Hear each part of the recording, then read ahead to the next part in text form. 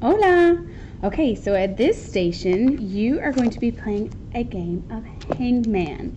Now, the purpose of this game is to, number one, practice all of the Spanish-speaking countries. So those are going to be your word choices. But it is also to practice the Spanish alphabet. So when you are guessing your letters, they need to be in Spanish. So you can use your folders, your alphabet chart for this. You can also use your lyrics page, which of course looks like this. So you have this as well. So this is what you're going to do with a partner. You are going to draw your hangman, right?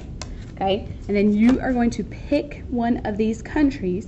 Your partner has to guess which one it is by guessing letters. So I'm going to pick one, okay?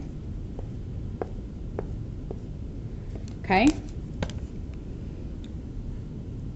All right, so my partner, let's say my partner guessed the letter A, which is A. Well, I'm going to look at this and nope, there was no A. So I'll write the A up here in the corner and draw your little head. Okay? So let's say your partner guesses the letter E, which is I. Oh, yes, there's an I. So I'll write the I where it's supposed to be. Then your partner guesses the letter L, which is L. So I'll say, yep. There's an L. Okay, B.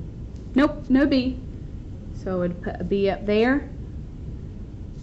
Draw the body. Okay, let's see, E. Yep, there's an E. I'll put the E at the end. And at this point, you could use your list and say, is it Chile? Woohoo! You got it right. So that means that you would get a point. And it would be your partner's turn to play and pick a country. So this is what you're doing.